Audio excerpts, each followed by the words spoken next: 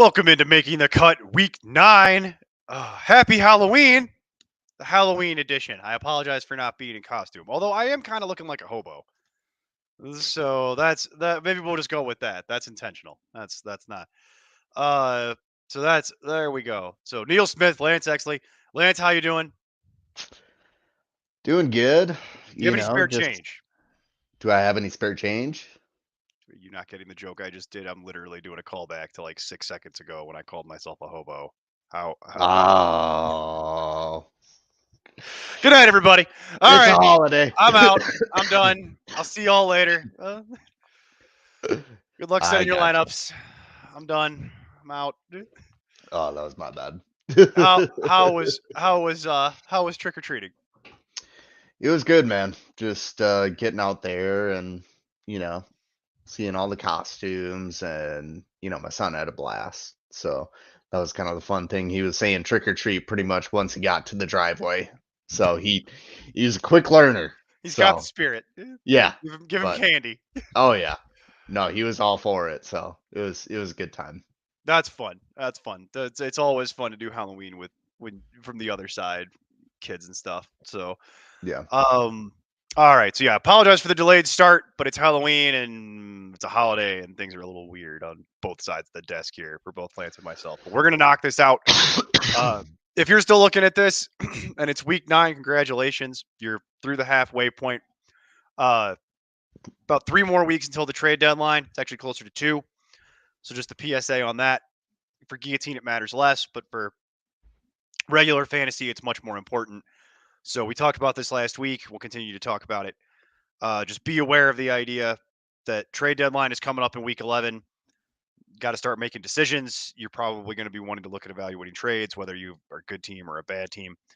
So just something that you want to start knocking out, and then we'll kind of mention some trade targets along the way. But we're going to jump right into quarterback. Quarterback is a fascinating mess. You do have some teams on bye again this week. It's not as many. It's the Broncos, the help me out, Lance. I know The it's Jaguars are yeah, on a bye. Broncos, Jags, Lions, and I'm missing one. Oh my god. Broncos, Jags, Lions, 49ers. There you go. 49ers is the one I'm missing. So you got those 4 on bye. Uh, so normal bye week service type of thing is kind of resuming, and just be aware of that. So you got to play around that in the background. And we'll go straight into quarterback here, like I had mentioned. So for me, if you're looking at general waivers, it's kind of the same names that we've been discussing. You've got Gardner Minshew, you've got Sam Howell. Though they've kind of become the regular streamers, as it were. Uh, and then a new one is actually Derek Carr. Derek Carr Hmm. had a really nice game last week, actually. And if you're looking for like a 1 week bye week rental, Derek Carr is kind of who I'm looking at because he is playing the Bears. So you Oh yeah. don't really get a better matchup than that. Not Uh, really. although Gardner Minshew is playing Carolina, but that's really a better matchup for the running backs than it is for anyone else. So that's kind of my order. It would be Carr, Minshew, Howell, and beyond that, it gets pretty ugly. You've got the Baker Mayfields and the Bryce Youngs of the world. Daniel Jones now qualifies for this, but I'm going to be honest with you. Daniel Jones is going to have to prove it to me. He is available in a lot of leagues, and he is playing the Raiders, so it's a valid thing. But Daniel Jones has been bad all year. The Giants have been bad all year. I'd probably rather just deal with Carr. Honestly, feel better about that. But you've got some decent options available. And then obviously we have to talk about Will Levis Hmm. and what the expectations are for Will Levis. I mean, nobody was expecting him to come in and throw 4 touchdown passes and look as poised as he did and basically just probably Wally Pip Ryan Tannehill for the year. I'd say Ryan Tannehill is probably droppable. I also think that 4 touchdown game is why Derrick Henry doesn't get traded. I don't know Hmm. if anyone has been paying attention to that, but it's something that's worth noting. They had a deal in place functionally today to trade Derrick Henry to the Ravens, and that went to ownership, and the Titans owner shot it down. So that was today's lovely little news circle. There were a lot of trades today, actually. Very few of them offensive trades. Donovan Peoples-Jones is traded to the Lions. That's probably the highlight of it. Not really something I'm super going to worry about. Yeah. So I genuinely believe that 4-touchdown game is why Derrick Henry is still a Titan. So, trade deadline for the real NFL came and went 4 o'clock today Eastern. Weird that it's on Halloween officially. It's just a function of the calendar. It's definitely not something anybody concocted. It's just random. But it's a weird one. But yeah, I firmly believe Will Levis comes in and throws 4 touchdowns to DeAndre Hopkins, effectively just to DeAndre Hopkins. And that's why Derrick Henry's not traded. That's an ownership level decision where I think they went from being a blow it up total sell type of deal to a whoa, hold on. Let's see what we got here. See what the kid has. Maybe the kid's got something. And we would rather have Derrick Henry to figure that out than not have Derrick Henry to figure that out. It'd be better for Will Levis's development anyway, just having some kind of skill position players. So that's where I've got it. So, but for me, my order is going to be Carr, Minshew, Howell, Jones, Levis, and then everybody else. Mayfield, Young. So that's kind of my order here. Levis is not a 1 week streamer. Levis is the kind of thing that we see pretty regularly in fantasy football, actually. It's the mid to late season quarterback change that actually matters for fantasy. So if you would like to roster Will Levis, I don't really view that as a streaming band-aid. I view that as like, wait, I might want a backup quarterback for the season, for the back half of the year. Let's just see what I can get. I mean, it's pretty similar circumstances to when Tannehill came in and they were 2-4 in 2019 and they rattled off a bunch of wins and made it to the title game. I don't think obviously that's going to happen. Oh God, I could go back even further than that. It's like when Colin Kaepernick took over for Alex Smith and the 49ers went from being like a 33% win team to making the playoffs. Like right. I don't know that that's exactly going to happen, but there's a lot of precedent for this. Teams start making quarterback changes, things change. Right. No, I just found it interesting that the Titans were 2-4 at both times that it happened. So yeah, that's one of the things. And I think, if anything, that kind of speaks to, if they can, like you said, they're keeping Henry. Hopefully that means they're going to really start to unleash him here come the, football weather months, and it's just going to help his development. He's just going to be able to sit back there and carve up defenses with, Hopkins, help his value. He's obviously got an arm, and he was not limp wristed at all. I mean, he was hawking the ball pretty effortlessly. Yeah. And the defense carved up too. Atlanta, they play Minnesota now. I realize that Jaren Hall is going to be starting this week, but someone that's interesting that's kind of been flirting with the bubble of being streamable is Josh Dobbs. The problem is Josh Dobbs is actually too highly rostered for this conversation. He is? Yeah. Oh, okay. Gotcha. That's the problem, is that Dobbs was already rostered to a point that precludes him from this in a lot of ways. Still worth looking into, so please continue on. I'm just letting you know why he wasn't on my list. Gotcha.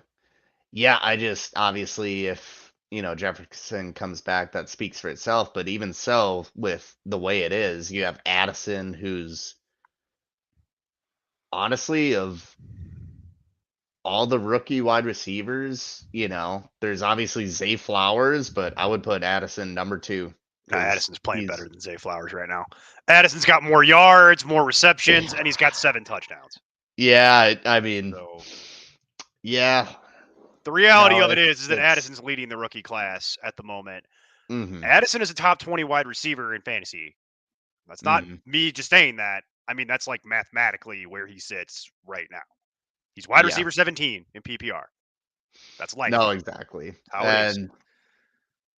so he's doing Is that good. sustainable is a whole Obviously. different conversation.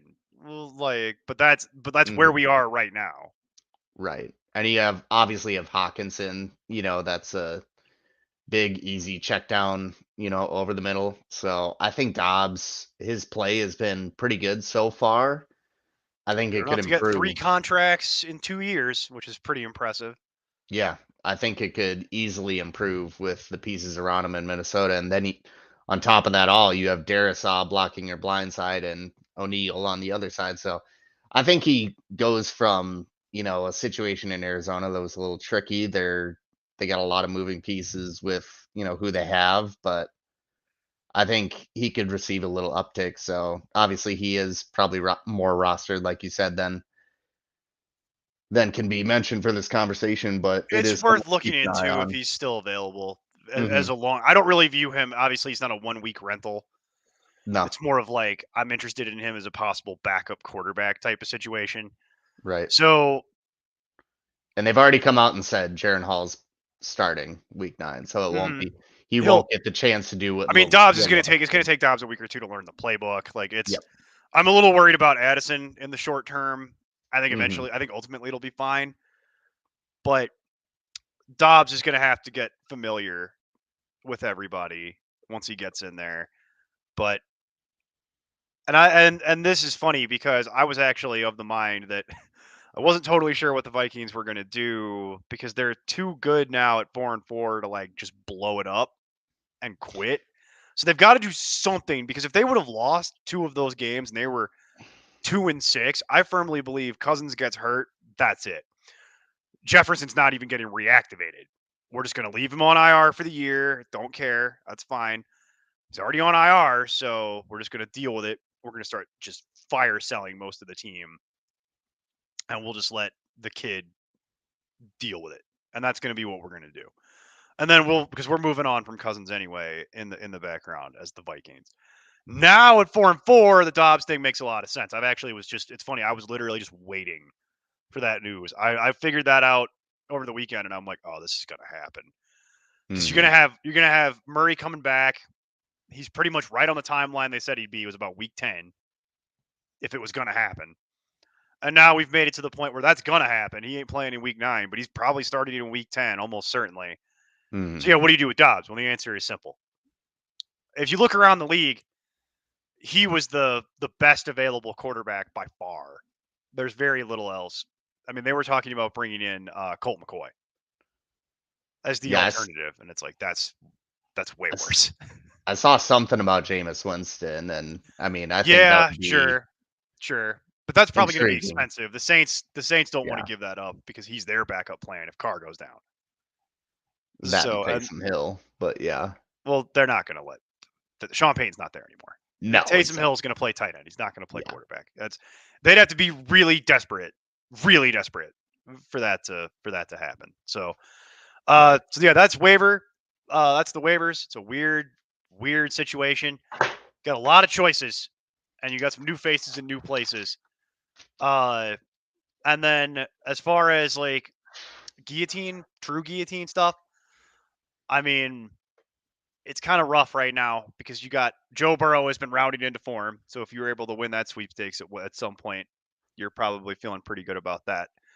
Because there were many weeks where you could have picked him up on the cheap for very little, and now that's starting to come good.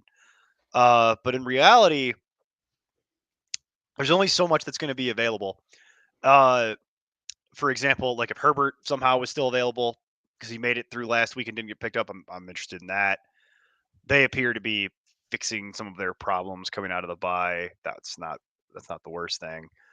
Uh, but in reality, you're the true blue chips. It's kind of slim pickings, you know. Like I think it's not Mahomes ideal. kind of for guillotine had a pretty bad week, so he might be If the Mahomes one was available, that's obviously you'd pick him yeah, up. Like that's yeah, they don't need us to tell them that, right? Like Mahomes, Jackson, Allen, Hurts, Burrow, hmm, Tua, Herbert, Dak is starting to round into form a little bit. yeah, Uh, I don't know how much I trust that, but CJ Stroud, obviously, if he was still out there, yeah, Carr's the 1 week rental with basically the best matchup you could have. I'm just going through my rankings. right. Howell, Minshew, then Geno Smith. Bryce Young, Jordan Love, like then Daniel Jones, and then it starts to get pretty Murky. ugly. Baker, Yeah. Jimmy G. Actually, I'd have Will Levis. I got to move this. I'd have Will Levis ahead of Jimmy G. Yeah. And then there's certain people like you can just cut. Jimmy G, Kenny Pickett. I would cut Mac Jones. I know you probably wouldn't, but I would cut Mac Jones. Matthew Stafford's now beat up, so you might be looking for a replacement there. And then there's the question of what do you do with the Atlanta quarterback situation? Because I think it's going to be Heineke. Oh, it's definitely going to be Heineke. I mean, I they have no were interest in Heineke. Do you? I don't want Heineke. no that We would Arthur need more Smith teams on by offense. for me to start thinking about Heineke. Yeah, Probably and about 4 or 5 more teams. I'd have to see a little bit more from him with I think that Atlanta might than actually help some of the Atlanta skill position players, so that'll be nice. But I'm yeah. not interested in Heineke in and of himself. No, they're a mess. Yeah, that's a mess. And as I got the Atlanta fan base was all up in the comments when we did 32 teams in 32 days. We got a lot of fan interaction on that, and they called us morons for suggesting the idea that Arthur Smith is on the hot seat and that Desmond Ritter is not going to be successful at quarterback. These are things I directly said to them, and they were very mean about it. And in fact, I was called an idiot for suggesting that Arthur Smith would ever be on the hot seat for his job because I clearly know nothing about football, and none of the decisions that Arthur Smith has made have been wrong, and he's dealing with the roster he inherited. And I'm like, when has that ever mattered? Yeah, None of that matters. I that don't gives you care. a None of little that bit makes of any cushion, difference. but that None of that makes any difference. That was last year. He got a little bit of a pass. This yeah, year, it's going to be on him. And they're it's going to his grade team. him Yep. based on this year. And this year, Desmond Ritter has been a tire fire. He's getting benched. You've got the Bijan situation with all the crap from last week. They can't get Kyle Pitts all the way integrated into the offense. They can't get Drake London the ball the way that you would want. And maybe it'll look better with Heineke, and that might save his job. But so far, I'm halfway home. I've already got Ritter benched, and we're right on schedule for that. And now I just need Atlanta to lose a few more games, and Arthur Smith will be fired, and then I don't have to look at his stupid sweater vest anymore. And I'm going to go take a victory lap on all the Atlanta fans that called me an idiot. And it's like, well, good job, boys. And their defense made Will Levis look like a second coming of Josh Allen, so they have that going for them too. So they're a mess, and unfortunately, they still might make it to the playoffs in a weak NFC South, but I don't know.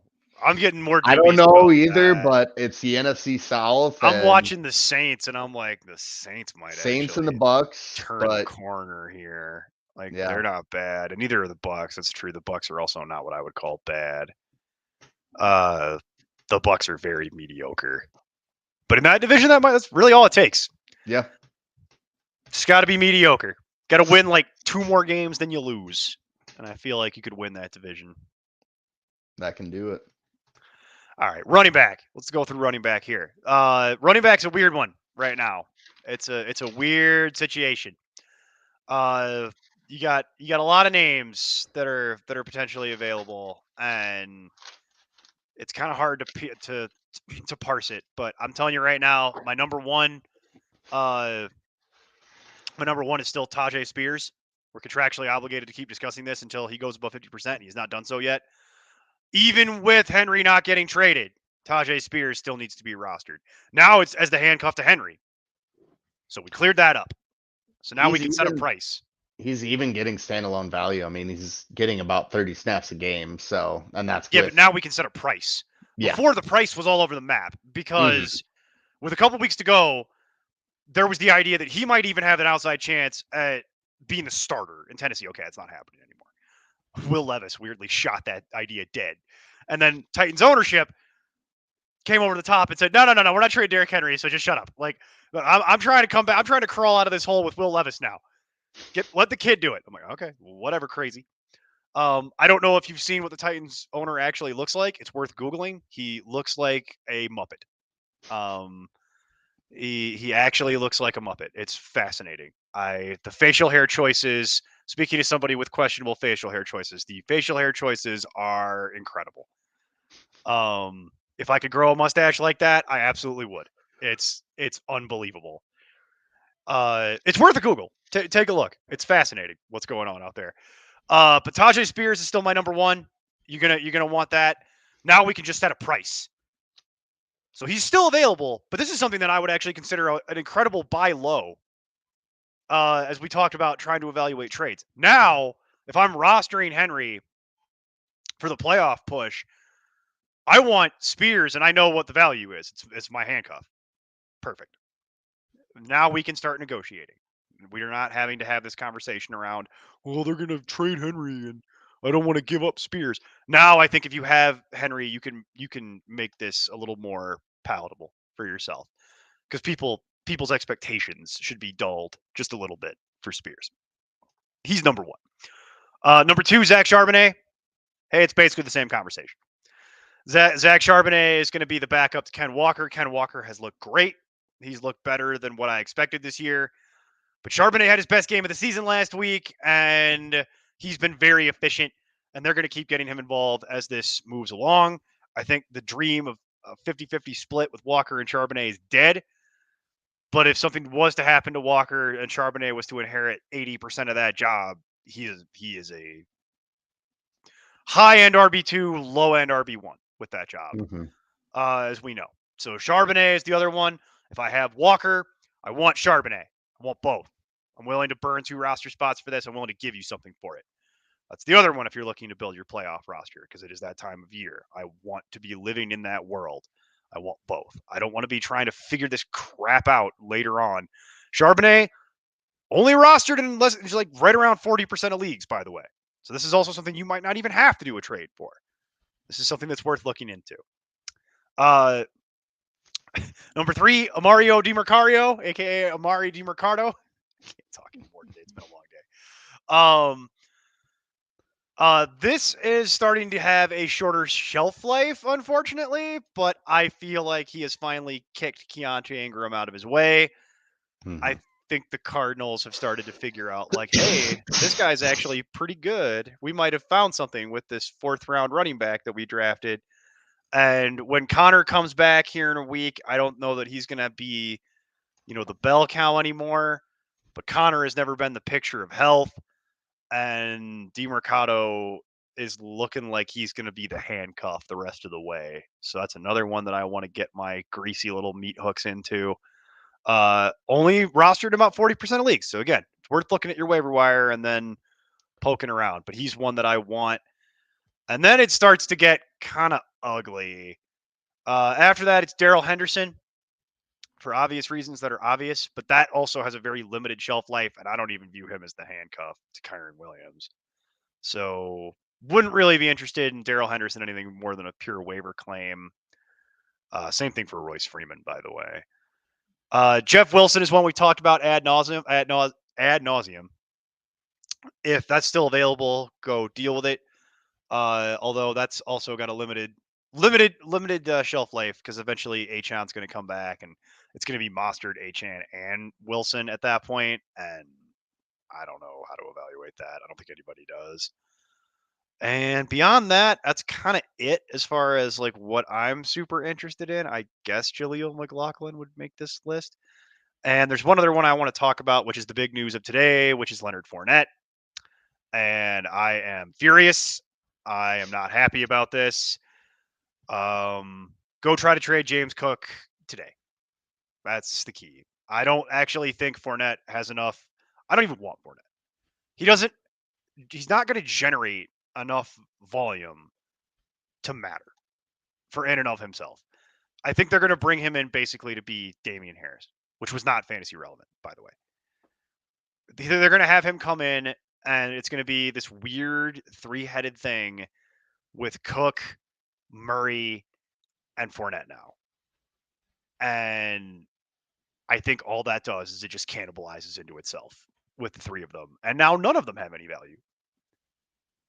So now nobody has any value. Everybody is a 5-point-a-week fantasy player.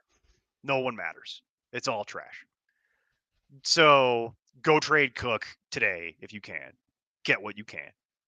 get something that you can. My expectations for what I could get back in Cook are pretty low. What you're hoping for, if you can't trade him for something that you want or you would accept, is that he comes out and has one last good week, and then you could try to move him. But yeah, his usage has been getting eaten into. They've tried to give him this job, and he's just not a bell cow. And the problem is, if he's not going to be a bell cow, he doesn't matter. He's just a dude. He's just Dalvin Cook's little brother or cousin or whatever the hell it is. I don't remember. So I'm curious. How do you evaluate this, Lance? How would you break this down? With just anything that I've kind of rattled off here. Yeah, I definitely think that for me, of the names that are mentioned, obviously, like we've said, Tajay Spears has a ton of value. Getting 30 snaps a game, being the backup to Henry. If Henry goes down, he's going to have a ton of value. Charbonnet's kind of won me over. I remember a couple weeks ago we brought him up, but I've looked at the snaps since their bye week. Walker's had 56, 48, and 24. I told you. Charbonnet in that time has had 18. I think he was a healthy inactive where he had 0. He was, and then this past week he had 34. He wasn't a healthy inactive. He was hurt. Okay. They set him down. But bottom line is, this past game he outsnapped.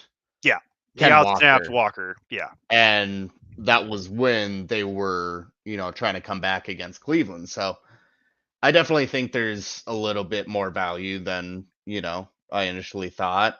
He had 8 points last week in PPR. I mean, that's not nothing. Yeah, no, that's how many points James Cook had. Ask me how I know.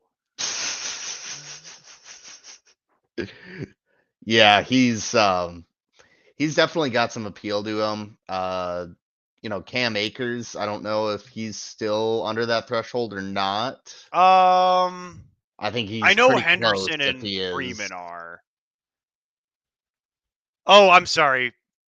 That's not the team he's on anymore. I don't know if Akers is or I don't know if Akers is or not. It's a good question. Okay. I didn't think to look. He's not on my list. I didn't think to look. Let's assume that he is. Go ahead. We didn't talk about Akers. Yeah, I mean, he's starting to round out more and more of a role in this offense, and with how Alexander Mattison has looked, like he's still getting about 45, 37, 44 snaps a game, but I think you're starting to see them go to Akers more as a change of pace type of back. So that's something I would be interested in, to see how this offense changes. With Mattison was brutal on Sunday. He was terrible. I watched that game like the whole way through. Yeah. Also, I was playing against Madison in 2 separate matchups, so I was prepared. That's got to make you feel good. My soul was prepared for the idea that he was going to score twice. He was terrible. Yeah, terrible.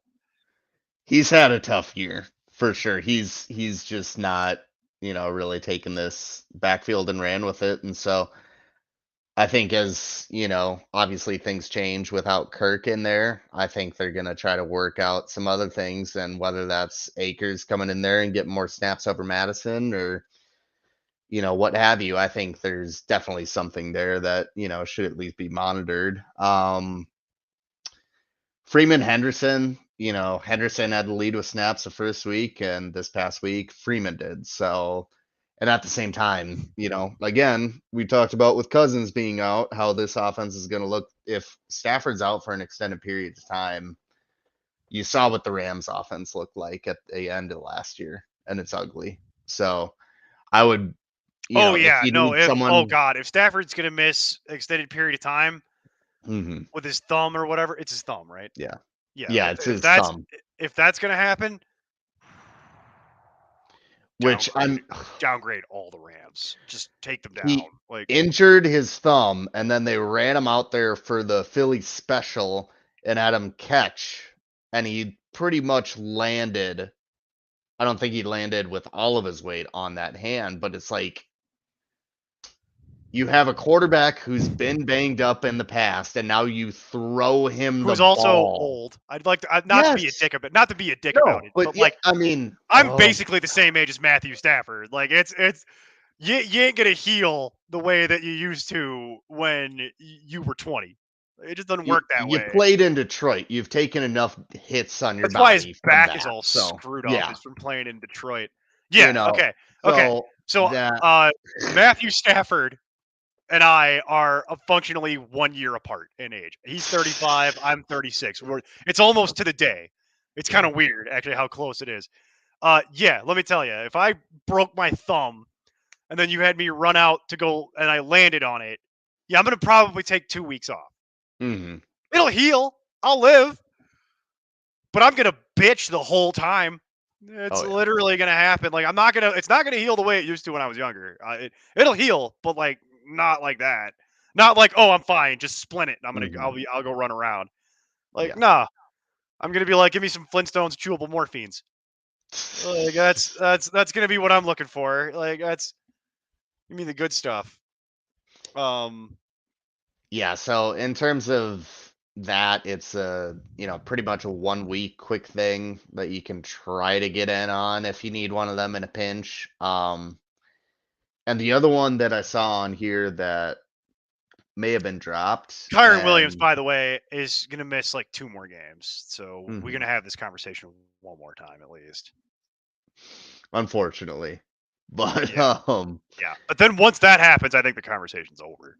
right, yeah, no, yeah, if Stafford's hurt, that's kind of If Stafford's hurt, then I actually like Williams will still take a downgrade, but he'll be the one I downgrade the least yeah, no, definitely, because there could be that turns into a scenario where it's like, all right, well, we're just gonna throw dump offs to Kyron Williams with whoever the backup is, literally on every other play because that's all we know how to do at this point. It's gonna look like the Bears offense. yeah, And hey, they're gonna lose every game, but I don't care. I'm gonna if I roster Kyron Williams, I'll get 20 points either way. Fine with me. Like right. so that's yeah, but I that's a good call. That's a good call. Jamal Everything else has been pretty Williams. disappointing. What was Williams now? Jamal Williams, I thought, was another one that, I think he had his second game back since he was Yeah, injured. he only had And 6 carries. yeah, he, with Kamara, with Hill in there, there's not a place for him. So if I you're agree with you someone on that. still, Jamal Williams is droppable. I think Latavius Murray is droppable. I think Kendry Miller is droppable. Pierre Strong is droppable. Rico Dowdle is droppable. Um, Tank Bigsby is droppable. Craig Reynolds, Uh, if you have him, droppable. maybe, maybe. I get As why soon you're as, saying that, but yeah. because we're waiting for Montgomery. Hmm. But at least Reynolds has done something. He has. No, you can't take that away from So him. like But Murray is just in there to block. yeah. So it's like you don't need that. Jamal Hmm. Williams does not get enough work to merit anything. Kendry Miller does not get enough work to merit anything.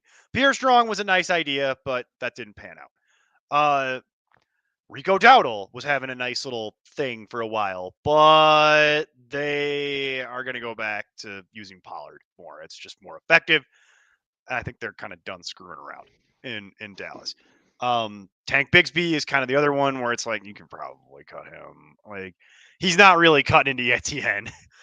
So there's a lot of these guys that some of them are cuttable at this time of year, and some of them are like, all right, these are the things I want to hold on to. So it's a mix of old veterans that I think you can cut, and then there's some young guys that's like, okay, rookie year is starting to kind of slip away. Whereas there are some other rookies that we mentioned right off the rip that it's like, nah, these are the guys that I'm thinking they're going to start. They're already seeing an uptick in usage, and I think that's going to continue throughout the back half of the year.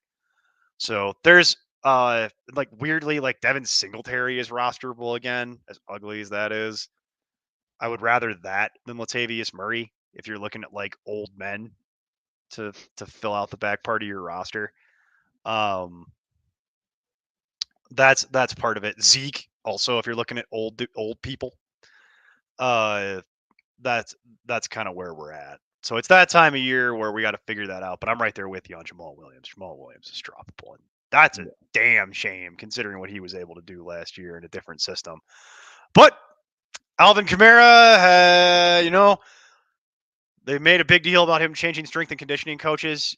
like his personal strength and conditioning coach in the off season, and I would never insinuate that you know some sort of needle might be involved ever, because I have no evidence of that at any level. But holy crap, the man looks 5 years younger.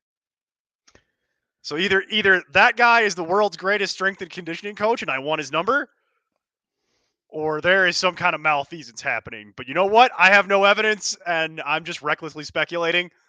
And but holy crap, he looks like a totally different human being. Yeah, you also have a different quarterback too, so that can always help when you start getting Sure. the ball in space and So is that going to make you like run faster and get it out of your breaks better than you have been in the last couple of years? might make you try a little harder. Maybe it'll make you try a little harder. Is it going to make you catch the ball better? It's unbelievable. He looks like he's like 3 years younger. I'm like, what the hell?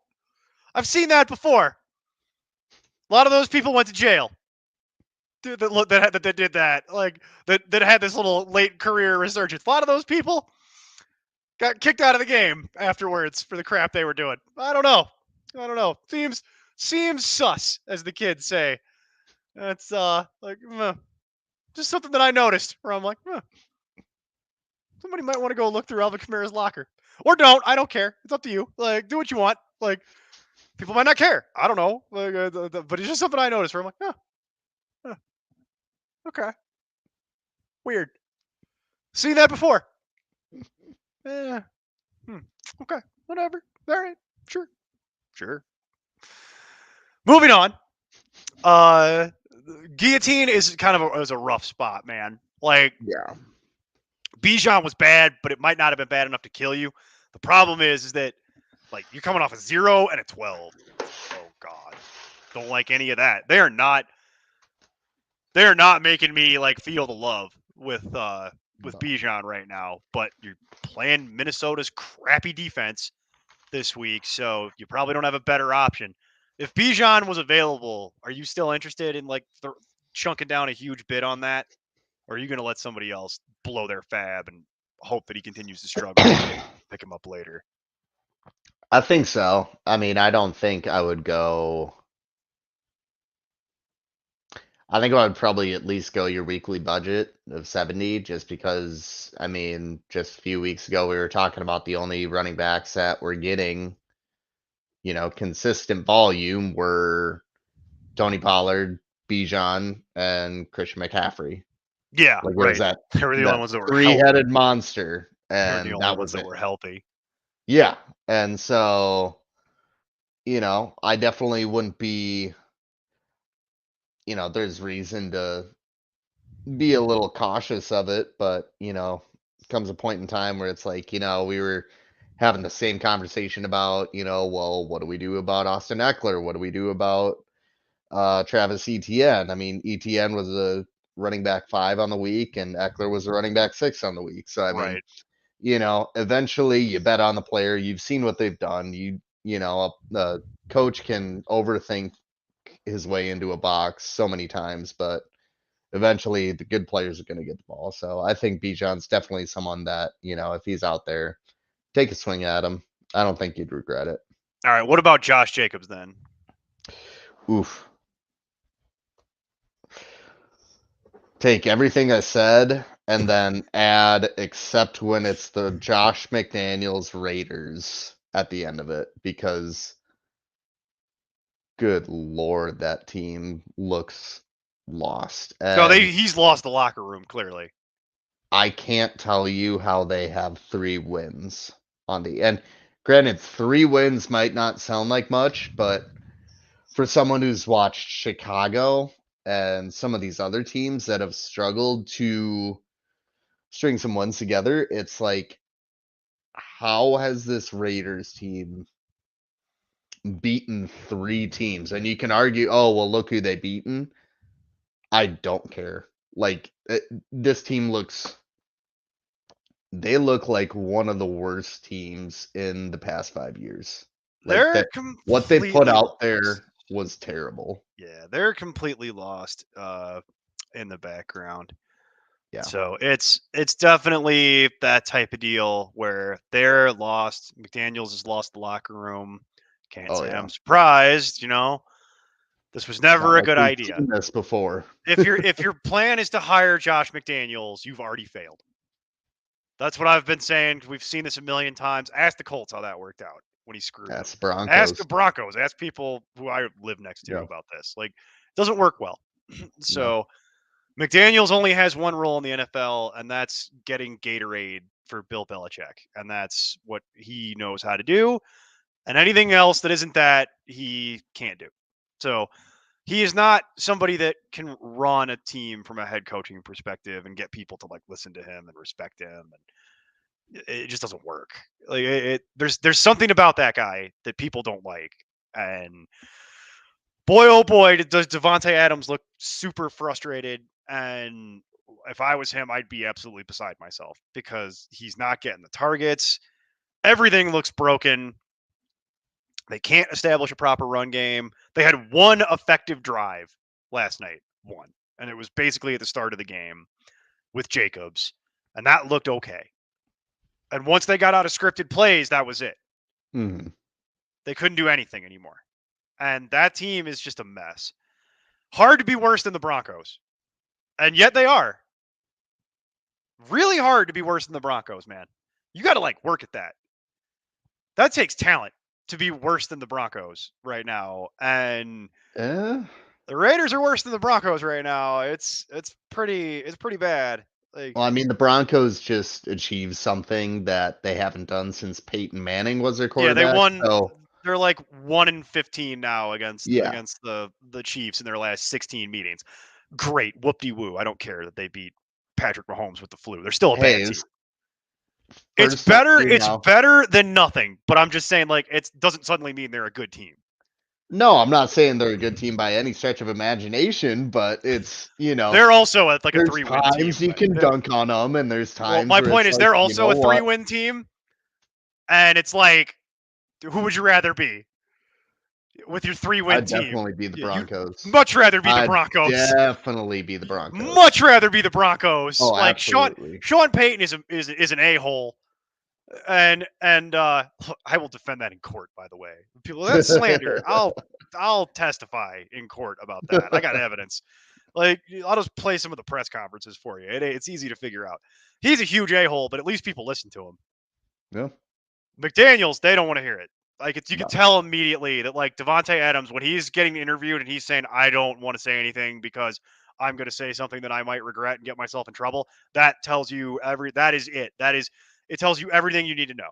It Mhm. tells you that he wants to take a shot at the people that are his employers and he can't Yeah. And because his he's going to employ get in trouble. you know. So he's just not going to say anything. And I feel bad for Jimmy Garoppolo.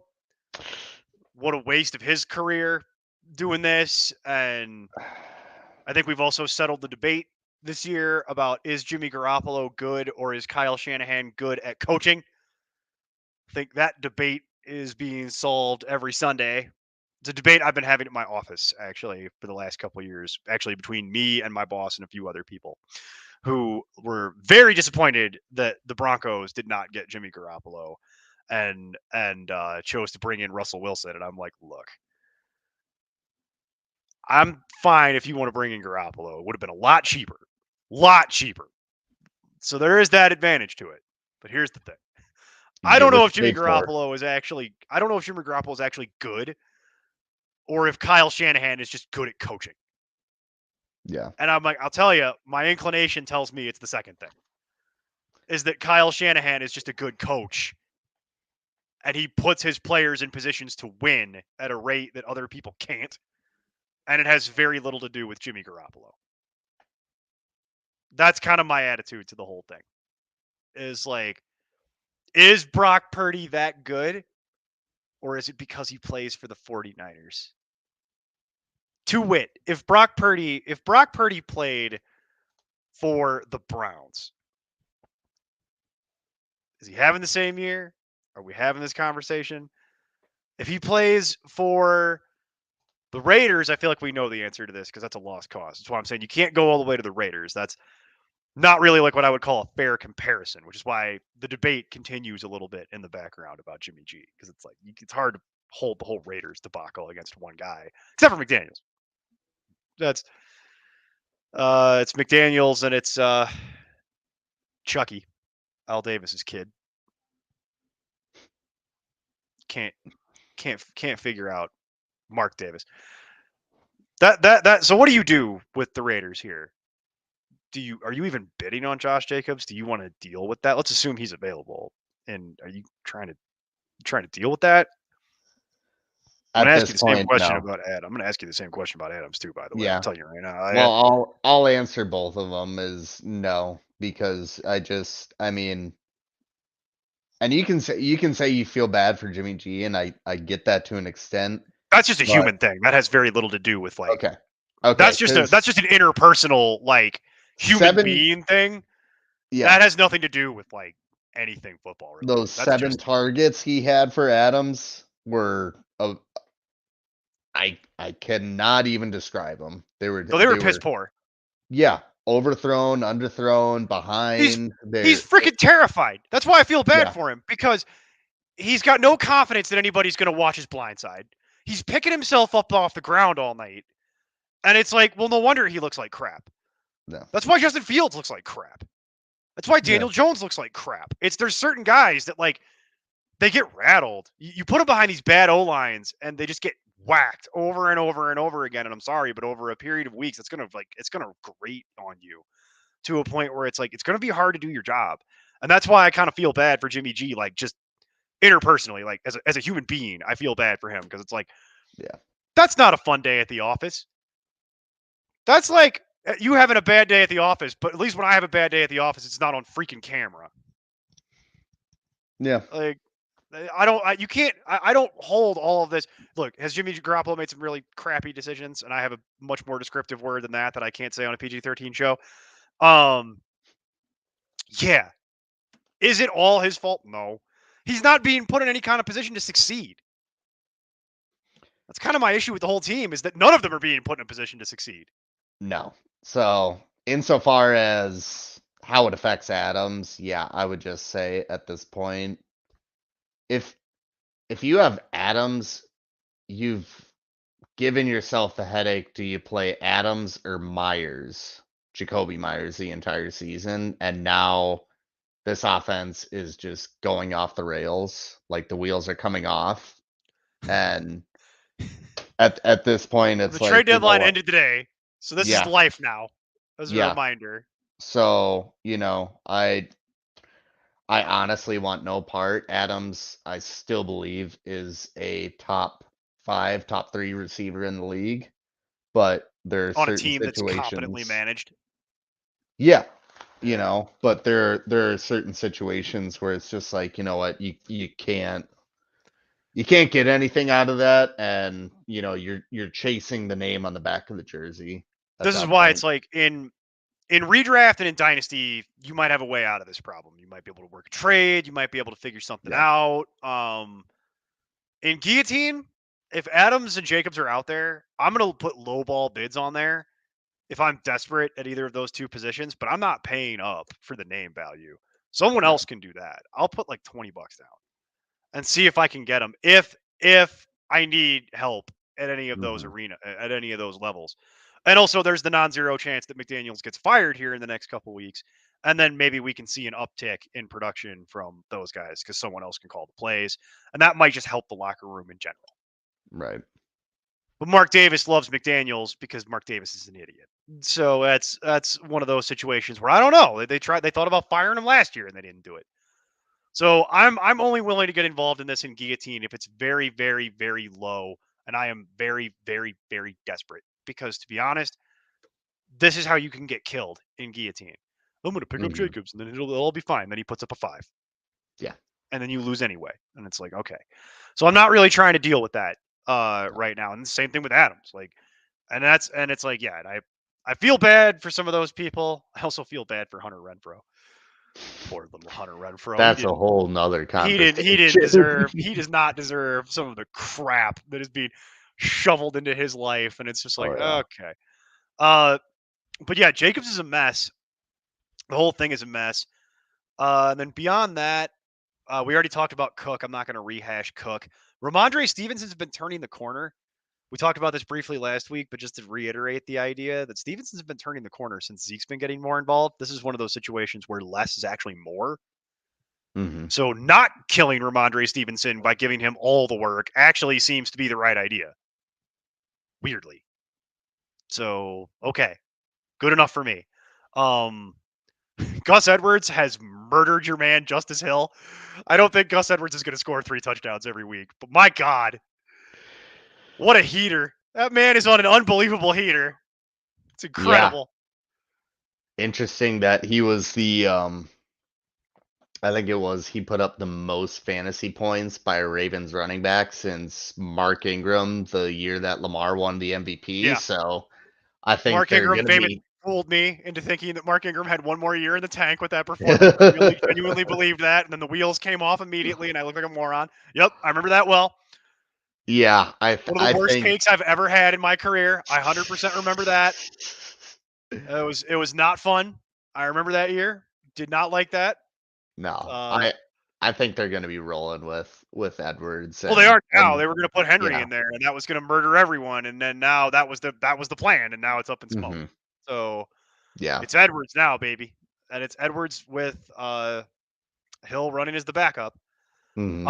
Speaking of weird changes, Chuba Hubbard seems to have surpassed Miles Sanders at this point. Chuba Hubbard is averaging like 70% of the snaps, and that's even with he played 71% of the snaps, and that's with Miles Sanders being healthy last week. Yeah. So it seems like there's a changing of the guard there. Wish Chuba Hubbard played on a better team. That would be helpful. We missed the boat on Kareem Hunt, and Alexander Madison is going to lose his job. Talked about DeMarcado. Donta Foreman doesn't matter in the next week or two. Yeah, that's kind of it. As far as we talked about everybody else, unless we want to talk about Jalen Warren. We talk about Jalen Warren enough. Go pick up Jalen Warren. Yeah. Jalen Warren is one of the weird, like, he gets a lot of targets, way more targets than you would realize. So it's a weird little thing with him. Let's do wide receiver. Wide receiver is actually kind of clearing itself up. Kendrick Bourne tore his ACL. Not happy. Not happy. Very much not happy about that. I was very correct about picking up Kendrick Bourne, by the way, until he tore his ACL. So it's my fault. I recommended him for the last 2 weeks. He was on this incredible target share pace. And then, of course, tears his ACL. So it's just blame me. I blame me. It's fine. I did it. It's my own fault for opening my fat mouth and bringing that up. So now no more Kendrick Bourne. He's done for the year. Sucks. So you can drop him. Paves the way for Demario Douglas, I guess. Again, the whole point with this has been somebody has to catch passes in New England. I don't know. It's got to be somebody. And it was Bourne, and Bourne was like leaving everyone else for dead. I don't think it's Juju. I think Juju's career is about to be over.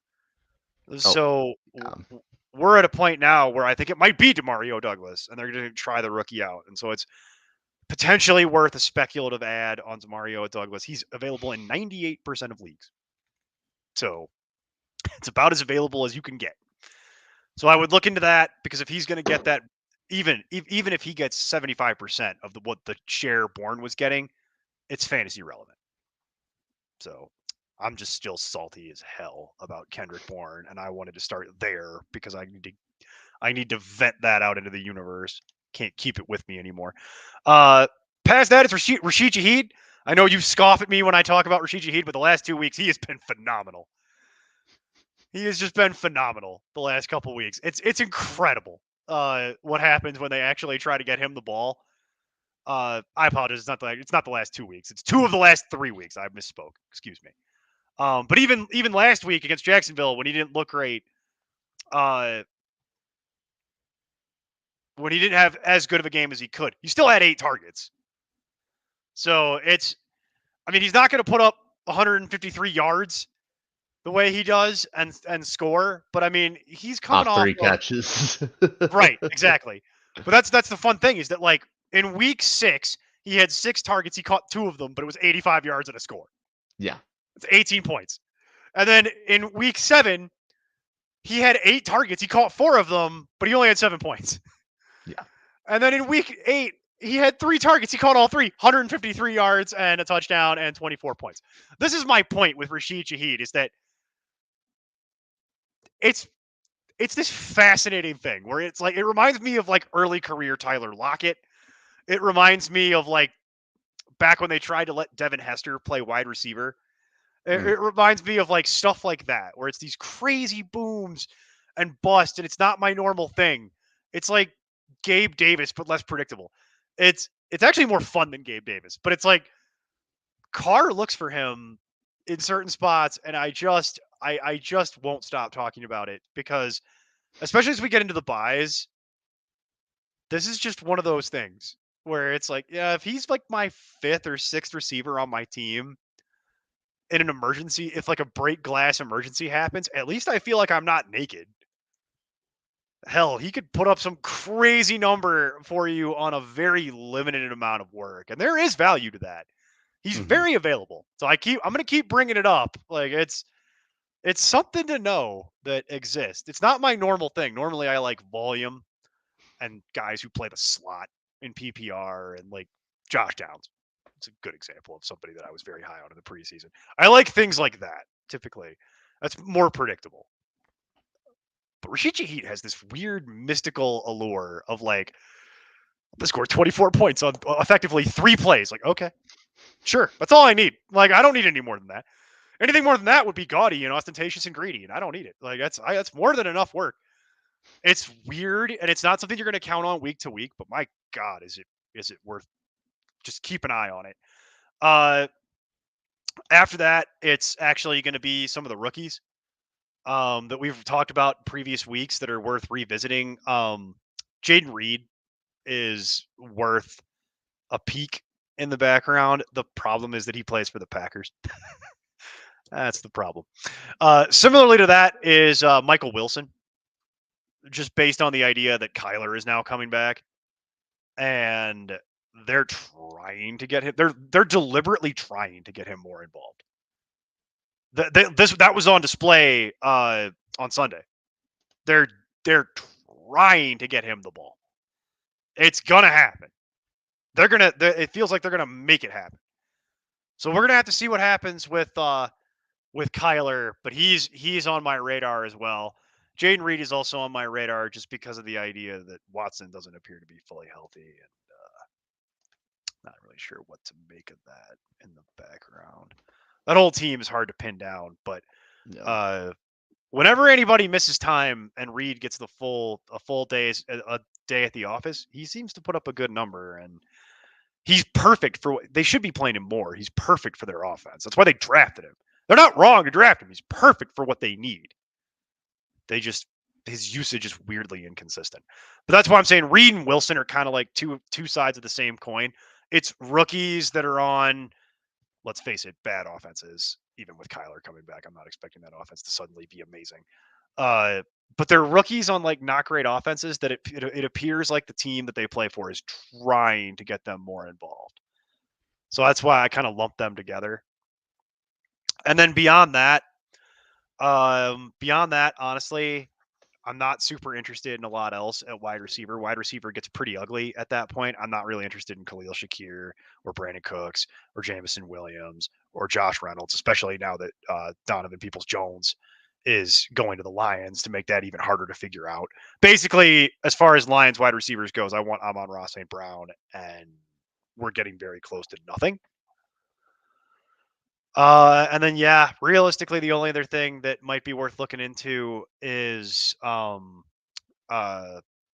Curtis Samuel, but I would need to be desperate to be looking at Curtis Samuel because that's the same problem. The usage is not there. So really, it's like the big 4. It's Douglas, Shaheed, Reed, Wilson, and then anything past that on your waiver wire, I could probably poke holes into. and possibly take a look and see if Wan'Dale Robinson is still out there, only because Daniel Jones is going to come back. And if Jones is coming back, Wan'Dale, his targets go up. It's the only wide receiver I would look at on the Giants, by the way. Nothing else matters. What do you think, Lance? Where are you at with all this fun stuff?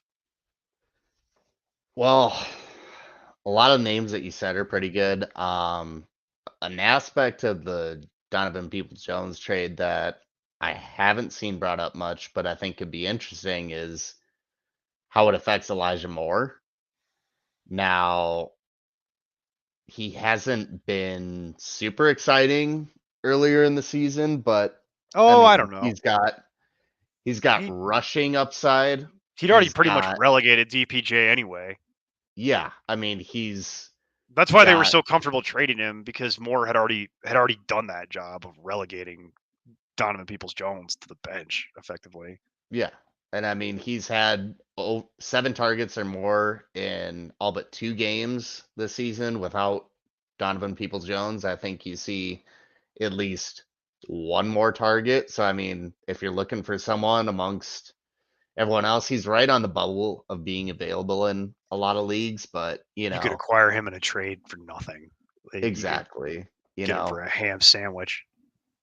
So he's someone that I think could be interesting. KJ Osborne, I'm not interested in. I don't know if he's overly rostered or not, but I know he Doesn't had a matter. big week, and Doesn't matter. yeah, Don't care. I'm just not into it. Not interested. Not anymore. If there was going to be a conversation around the Vikings were going to tank for the year and Jefferson was going to stay on IR, hmm then maybe I'll have this conversation. But now that's not going to be how that goes. They're going to try to come back and make a push, and they're going to want to bring Jefferson back. And once that happens, Osborne goes back to being the wide receiver 3, Right. which on a Downs offense now is even less attractive. Yeah. No, they got some stuff to figure out. I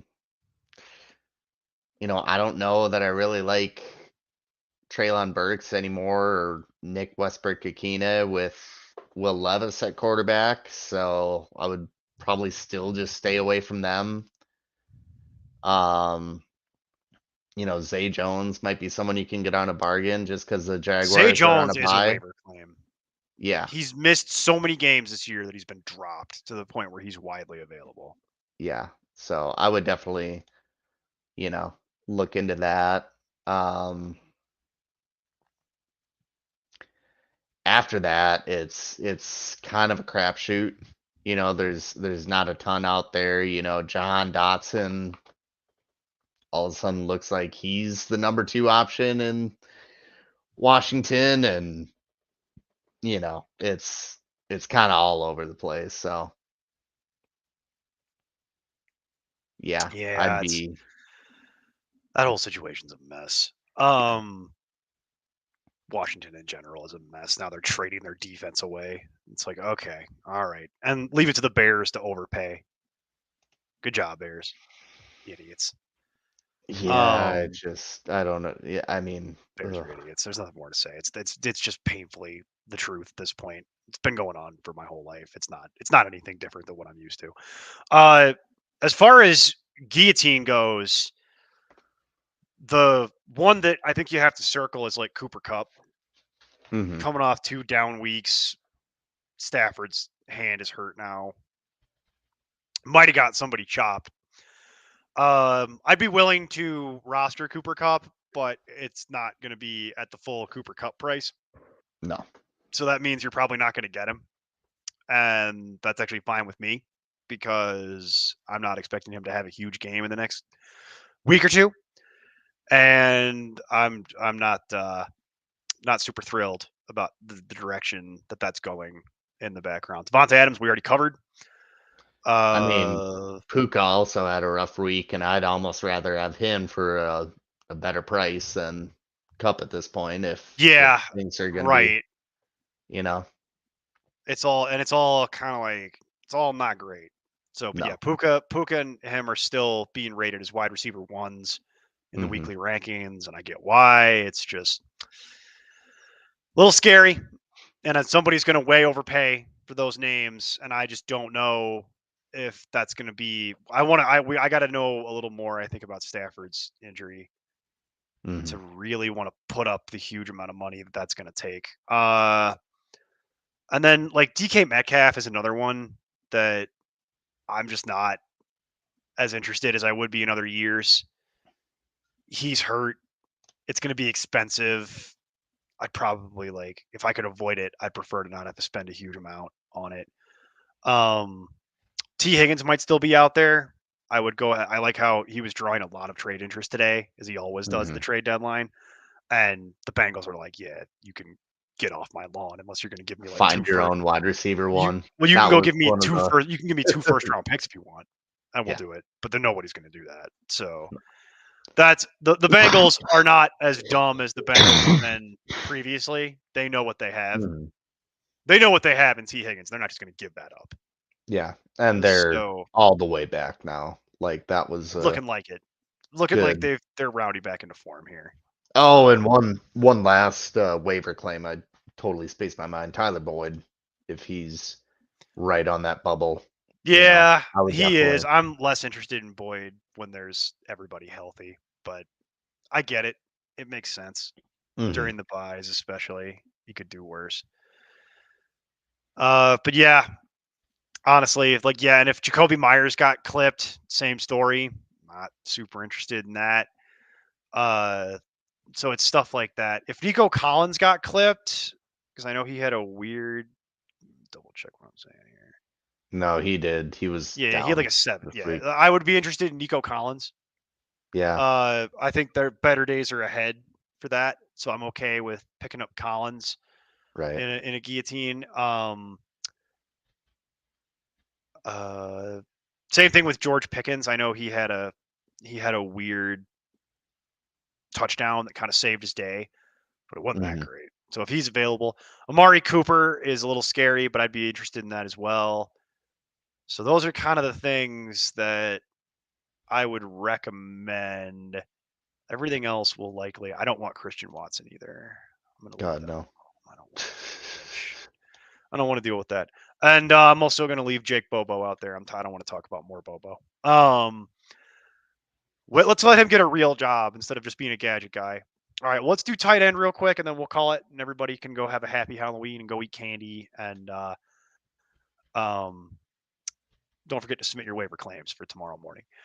Tight end is kind of a mess as far as regular waivers because tight end as a position is a mess. So Trey McBride is the name that I think you need to know because with Zach Ertz going on IR, I think we're finally seeing them turn the keys over to McBride, and they're throwing it to him. So we'll see what happens with Murray taking over here.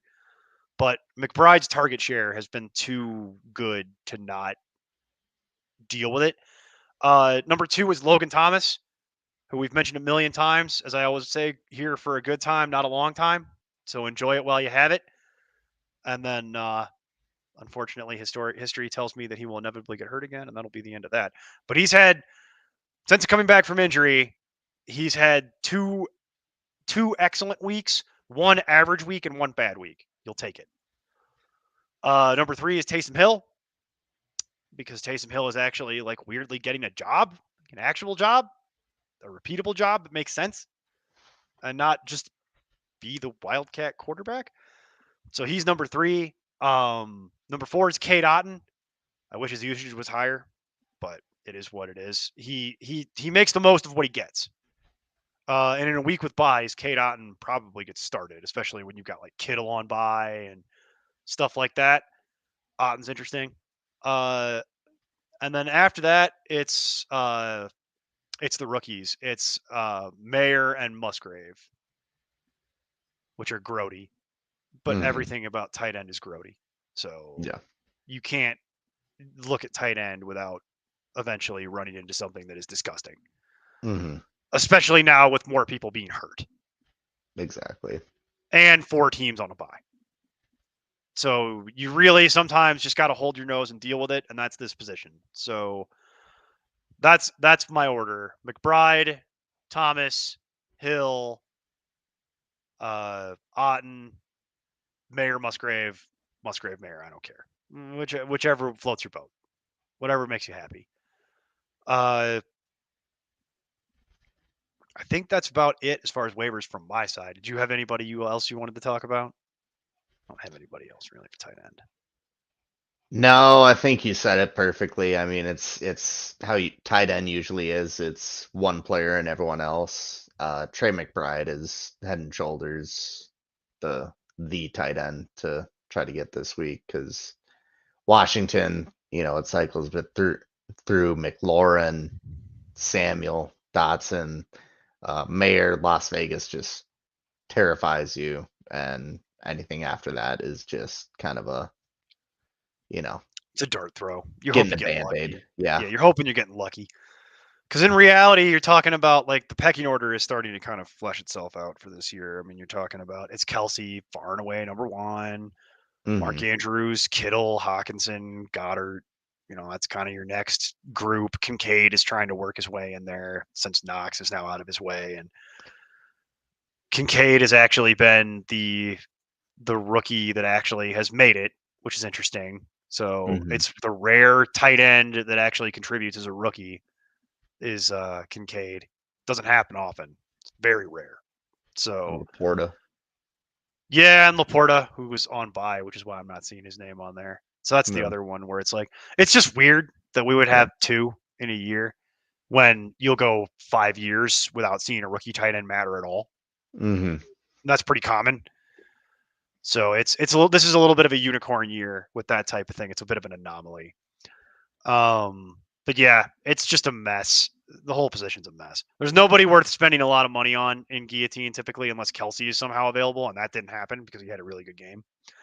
Same thing with Kittle. That team probably didn't get chopped. That team more than likely didn't get chopped. Andrews probably didn't get chopped. Like none of the big ones that actually like produce didn't get chopped. Like No. it's Dalton Schultz probably got chopped, but I don't care. So Yeah. there's very little that I see at tight end that I'm like, oh my God, I feel so compelled to spend up on this. It's not really worth it. So No. I don't really have much for tight end beyond that, other than, yeah, I mean, good luck. Like finding something that you can just rotate through. So yeah, there's really not a whole lot to discuss. Is there anything else you want to go through, Lance, today before we sign off and let everybody go enjoy their Halloween evening? No, I think we covered pretty much all the trades that happened that are fantasy relevant. Obviously, I don't think there was as many as I think there was 12 on the deadline day last year, and Total yeah. trades, yeah. So, And I'd argue that like two of them are fantasy relevant. yeah, I mean, Dobbs and Dobbs, Donovan Peoples-Jones, DPJ with an asterisk. and yeah, that's pretty much it. Because the So, Chase Young trade isn't relevant. Neither is the no, Montez Sweat trade. Some of the other trade, yeah, like a lot of those yeah, trades are for linemen and defensive players. yeah. So, little disappointed from the fantasy aspect of the trade deadline, but Now the big note, I've led with it. The big note was they had a deal on the table. In principle, they were agreed on moving Derrick Henry to the Ravens, and we've been talking mhm. about that in the background all week on the Discord, on the Thursday show, on the Sunday show. We've been talking about it all week. Like that deal makes a lot of sense for Oh both yeah, teams if you're working under the assumption that the Titans are going to blow it up. yeah. And then Will Levis goes out and throws 4 touchdowns. And you can tell, like, that's the only thing that changed between when that deal was ready to go and today when they had to make the final decision. Hmm. And I feel like that's the only explanation is that on Sunday, the Titans owner directly saw, like, watched his team and was like, no, I want to see what we have with Will. Let's give him a shot. I don't want to move on from Henry. Let's just keep him around because we want to try to put our kid in the best position to try and do something. Who knows? Maybe we'll get lucky and maybe we can like turn it around in the second half. It's going to be Right. a lot harder to do that with no, with no Henry. So I get the Hmm. decision that was made. It's a question of what kind of hope levels do you have? So the die has been cast, folks. The trade deadline in the real NFL has passed us. The trade deadline in fantasy is about 2 weeks away. So it's time to Hmm. start making those critical decisions. Next week, I'm sure we'll be on at our normal time because it's not Halloween, so that's good. But we're gonna go through and we'll have to go through and figure out like what do we want to do with the trade deadline and how do we want to attack some of this stuff in the background because we're getting close here. It's amazing that we're already in the second half of the fantasy regular season. It's incredible how quickly this is going. So I was looking at it, Lance. I mean, we only have like 5 shows left, really, Jeez. which is pretty nuts considering like you do like 14 to 17 a year depending on how it works, depending on what show. Yeah, we're down to we're down to 5 left in the hopper. So Getting down there. it's it's nuts. It's been a quick year. It just feels like we Yeah. rolled through it at 100 miles an hour. Because yeah, it's November tomorrow, and I'm like, when the hell did it become November? It's like okay, I guess. I'm still putting 2022 down on some things. Yeah, and it's like 2023 just flew by, and it's like we're about Yeah. to be opening Christmas presents, Yep. and starting tomorrow, they're going to be playing Christmas music in the world. Oh And God, yeah, don't I remind know. me. I'm already not. Don't. I'm not looking Yeah. forward to it. I'm not looking forward to it. There needs to be an official law that you can't play that Mariah Carey song until at least 12/1 of whatever year. There needs to be Thanksgiving music. It's a whole It's not a bad idea. Who do avenue you want of to the make? music. Who do you want to make the Thanksgiving music? Who are you approaching for this? Are you going for like Anyone. what? Anyone. Anyone who's willing Anyone. is what you're going Yeah. for? Okay. If Let's you're try willing it to do out. it. Dude, the month of November is not for Christmas So is music. that what you want, like The Voice? We have like 900 crappy reality shows that are all the same thing about like The Voice and The Masked Singer and whatever the other one is where they spin in chairs. And I'm so bad at reality television. Don't ask me reality. I don't know anything about reality television. I've never watched reality television. I can't stand it. But I know there's the one that's called The Voice, and I know what the premise of that is, and I know the Mhm. premise of The Masked Singer. I know what that is. And then there's the one where they sit in chairs and they spin around and they vote and people sing. I don't know what that is. I don't know what It that's might called. be both of them. I don't know. I don't know, but Yeah. that's a show that they advertise. And then I know they don't really do American Idol anymore, but they did for a long time. We and then Yeah. I think do they still do the X Factor? Ask your wife. Your wife would know Yeah, the answers to these questions. I bet she's probably. somewhere around there. Like, go ask her. She probably knows. But my theory is why don't we just do that? Like rather than like just have the same damn show on network TV every night and on streaming, make Yeah. them come up with Thanksgiving music. Yeah. What are they doing? Corner the What are they music doing? industry, Freaking nothing. profit off of it, Yeah. make songs about turkeys, make songs about, you know, three bean casserole, whatever you want to do, Yeah. just make it Songs Thanksgiving. about your Don't racist uncle. Like exactly. Good whatever old you got to do here, yeah. okay? Like Yeah. but yeah, something would be Yeah. great cuz yeah, you go from Halloween which does have its To own music and stuff yeah, to no music. to Just just Christmas. like they just go straight into Christmas and it's like Yeah. that's actually why I'm grateful for Halloween. I'm not even like the biggest Halloween guy. It's a fine holiday. It's fine. I know some people get way into it, and that's fine. Like that's Mhm. what you want to do. But I'm grateful for Halloween because it's the only thing that stops stores from putting out Christmas crap in July. Oh, don't For real. second If guess them. Halloween didn't exist, they would just be putting Christmas crap out in July. You Oh, know this. Like it's in the back of their stores. I guarantee yeah, it. they would literally put that crap out right after 4th of July. And it's like we would just go straight into Christmas and I'm like I cannot. I love Christmas. I do. I cannot deal with 6 months of Christmas. I can't deal with it. Like it's just 2 months of it is enough, especially because it bleeds into January. So Mhm. it's like I'm good. Like I'm good, dog. I don't need that in my life. And anybody who's ever worked retail, and I thank God every day that I no longer have to work in retail because I did it for too long and I know how this works. My brother still does. I still do. Yeah, I know. I was not going to call attention to that, but I know you still work Yeah. in retail from Yep. conversations we've had that are not on air. Yep. So I know you work in retail, so you know what I'm talking about. Where Yep. that Christmas crap starts in like November, and by the end of the holidays, it's like I want to put a bullet in my brain. By the end of the first week If I have is to hear that where it stupid gets to be. Mariah Carey song one more time, I'm gonna lose it. Like Mhm. it's like I can't deal with it. Like it starts off too early, and Like I worked at, I forget exactly. I know you still work in retail, but like I used to work at Hmm. like Golf Galaxy, and it was like my biggest complaint was Yeah. the holiday music starts way too early, and it's like you guys Oh are yeah. killing me with this. Like, can we just like make it a rule that you cannot play this song until 12:01? Mm. Like we are not putting the Storm music on holiday music until at least wait until Black Friday for me. But they want to start it like the first week of November, and I'm like, guys, I can't deal with this. Like we just got done trick or treating and dealing with and going to Halloween parties, and you want me in here like now it's Christmas. Like no, no, no, no, No. it's so bad. Like No. It's terrible. it's so It's it's just terrible. it's like cruelty to the people. It's like it's literally a form of cruelty to the people that have to work there and listen to it for because Yeah. for the people that are in the store for an hour, it ain't that big of a deal, and even they complain. Yeah. No. Exactly. I mean, And that's that's what's the thing. annoying. It's like even they complain. You're So no doing it one for wants this. them, and they don't like it. No one wants this. No. No one wants it. Like No. no one wants it except for like leadership of some of these like retail stores. And they're not even in there every day.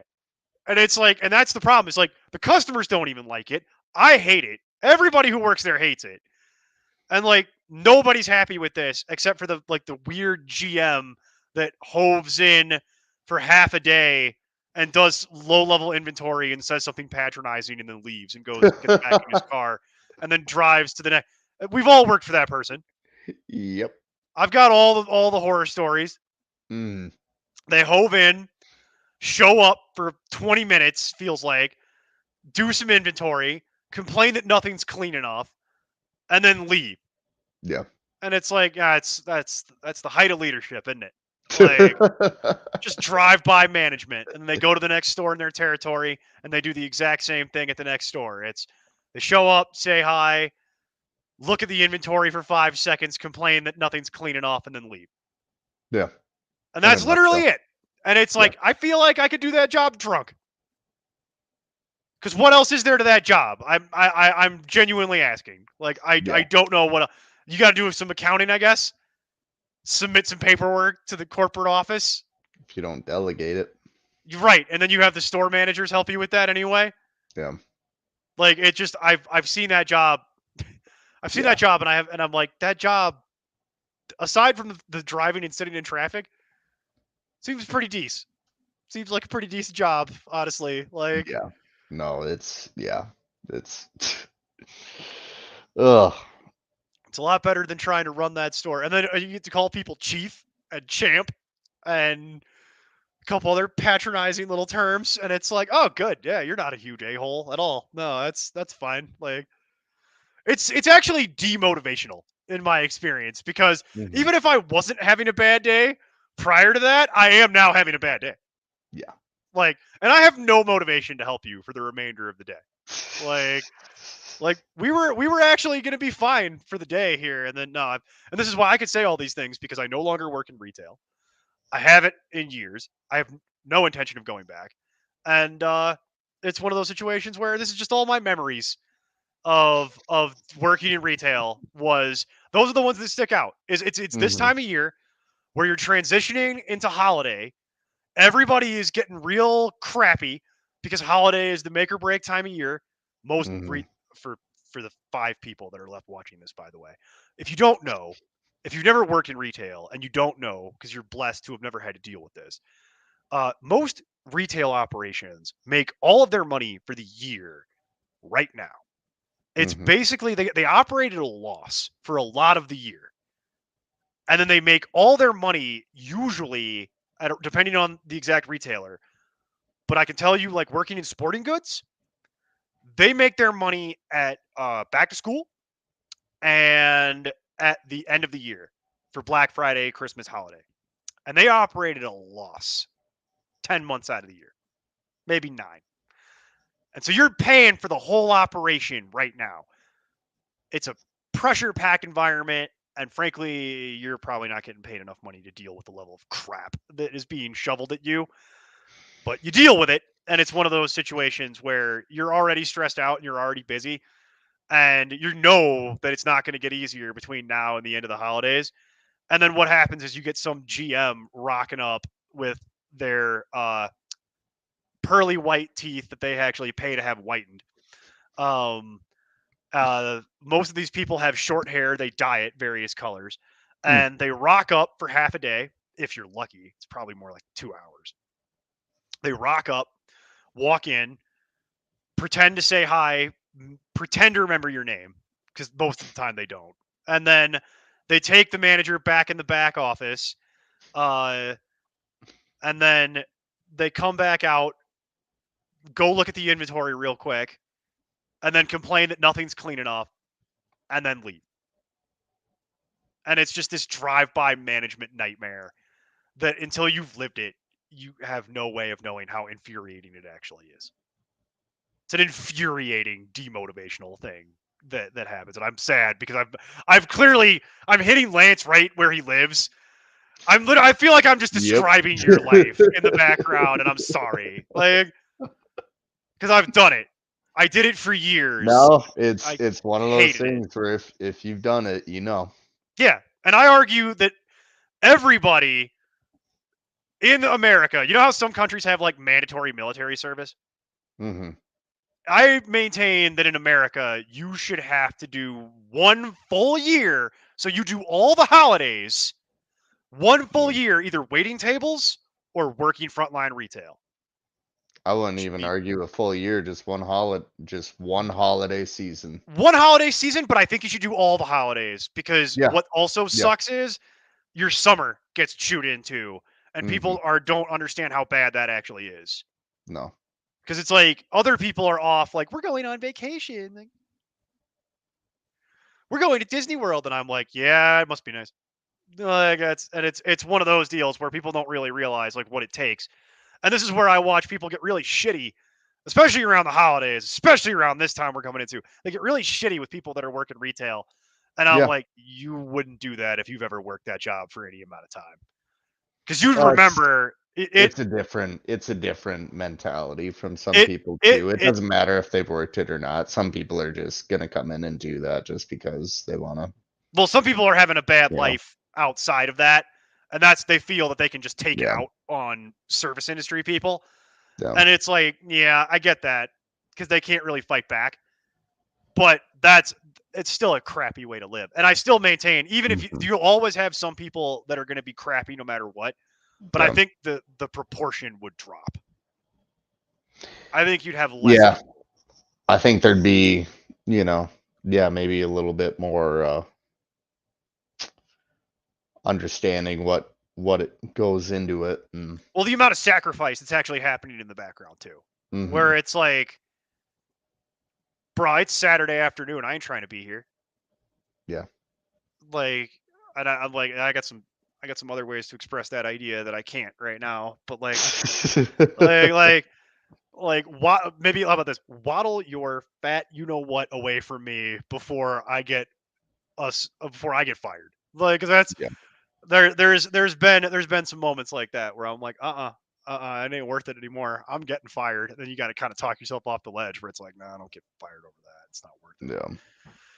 But yeah, that's I still maintain everybody should have to do that for any amount of Hmm. time because you won't be nearly as crappy in the background about it. Right. So I'm sympathetic to it, Lance. I know how it goes. My brother still does it. Like he works at a skateboard shop and will forever, I think. But Uh, uh it gets even when you work at a fun place like that. I worked at Golf Galaxy and it's like, man, you get hmm. yelled at Golf Galaxy too.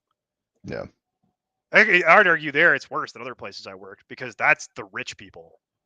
That's Yeah. like really rich people that show up with their trophy wife, trophy girlfriend, and they want this like boutique experience. And I'm like, do you know where you are? This is like a Yeah. Walmart. It's basically Walmart for golf clubs. Like, where do you think you are? Yeah. Like this is not your private fitting, sir. Like, if you want that, we have that, by the way. But it's also like, if you want that, just call Ping, and the truck will come to your house. Or they'll have you go to a Golf Tech or something, and you could do a private fitting there Yeah. with their the cappuccino machine for you, and your horrible wife or girlfriend can complain about how she's bored the entire time there instead of in my place. Like it's there were Yeah. perks that there were perks of that job. one of them was that whenever one of those ladies would come in, they always wanted to try on clothes. And I've never seen a bunch of middle-aged dudes run so fast in my entire life. I mean, those dudes could have got D1 track scholarships on those days. I've never seen them move like that in my life. Never seen, you know how like you could hear their thighs scraping together? Like that's how fast they're moving. Like there's friction happening. Like they're getting that damn key. Like like it's yeah. Like I've never seen a bunch of fat 40-year-olds hustle like that. Like holy cow. It's like somebody said free cake. Like where? Free cake? Oh my god. Dude, best day of my life. Like it's I've never seen anybody hustle like that.